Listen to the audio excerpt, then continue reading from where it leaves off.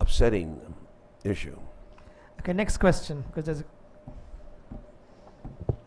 Hi, my name is Lynette Corporal from IPS Asia Pacific. Much has been said about audience being desensitized by what they see in the media or in films, violent films, for example, gore. Um, uh, my question is, how do you think people can deal, or the movie-going audience, or even people watching television can deal with, or effectively, or with maturity, with the limitations and shortcomings of the media and the films that they see, violent films that they see, and transcend and overcome and see the substance go beyond the form and really look into the substance, as you were saying earlier?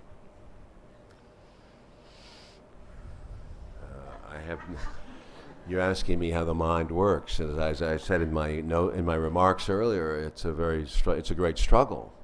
We are trying to overcome so much false imagery, false history. I grew up in America where cop shows and cowboy series ruled.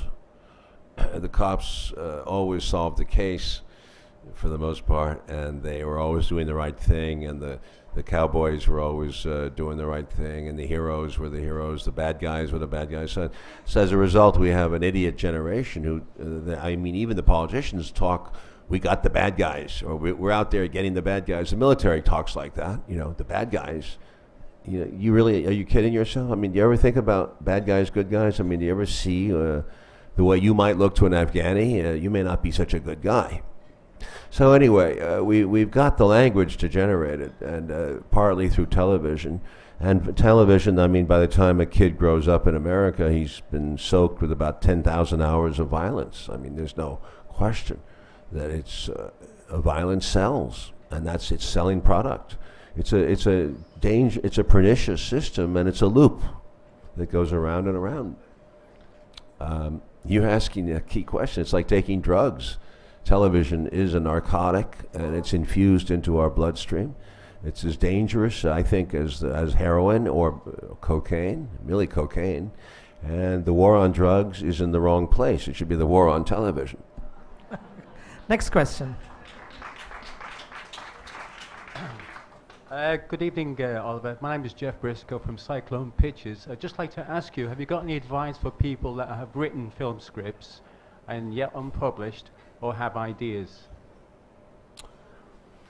Well, I think we all go through that. I wrote something like 8, 9 scripts when I was a young man, and they were all rejected, and I wrote treatments. But I kept at it. You have to persevere. You send them around. You hopefully get an agent who will represent it.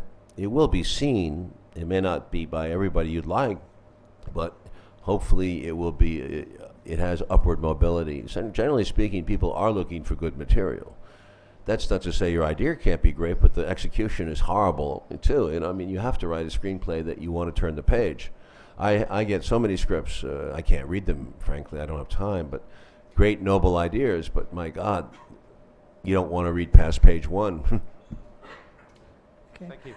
We have time for just 2 more questions. My name is Denis Debac, a French citizen interested in finance. There's one script you don't need to write, and it's a fantastic story. Suppose I have an option on the story of Madoff. Can I talk to you after this meeting? Really, I prefer you could send it to Ui or to Marwan. Marwan, and Marwan can forward it to me. I really would not like to. There's so many of you are creative. I'm going to get hopelessly bogged down in so many ideas are in this room. But I will take a serious look at it, or have someone look at it on my behalf. It is just a joke. Oh.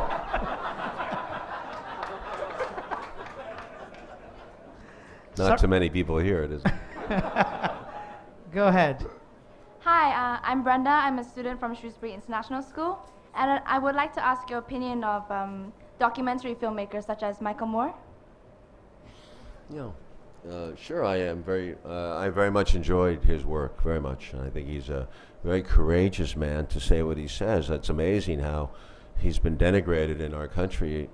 He's an American, and and he's actually what he is. He is working class. He's from Flint, Michigan. And he calls it like it is. And he's been pointing up some of these defects in our country for so long that he's become politicized, and it's unfortunately he's become a lightning rod like I did, and attacked without even being his ideas being considered. I mean, that's the problem with a contentious society where people are not listening anymore.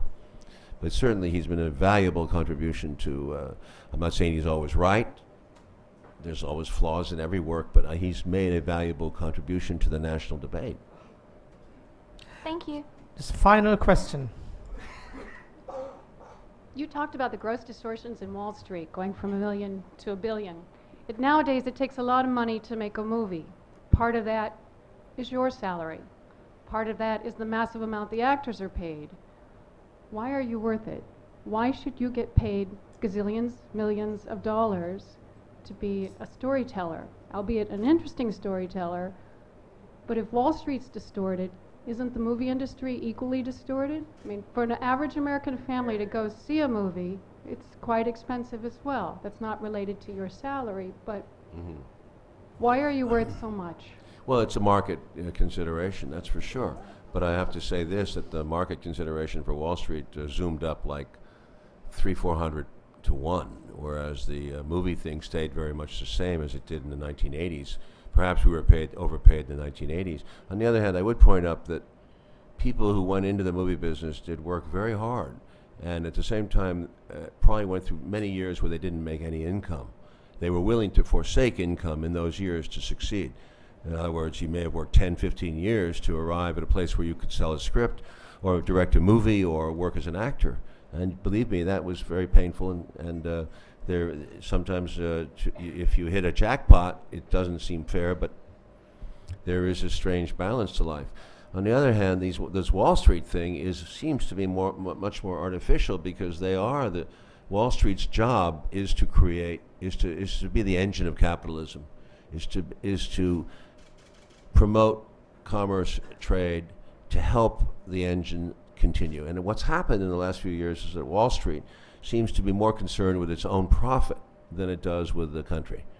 So this is why we had these debt vehicles that made no sense. They weren't helping anybody. Nobody except the bankers, who are making bigger and bigger profits. Movies still have to work on if you don't make a movie that works for an audience, you're dead. You're dead in the water, and it's much faster, the turnaround, and tougher, because the corporations are no bullshit. Corporate accounting is very tough. It's reached another level of mercilessness. I mean, I would say the corporations who run movies have no resemblance to the 1980s. So you're working in a new field, but they're spending far more money on movies. But they're not paying more on salaries. They froze the salaries out in the 90s. Please join me in thanking Oliver Stone for coming here, for providing us with a good evening.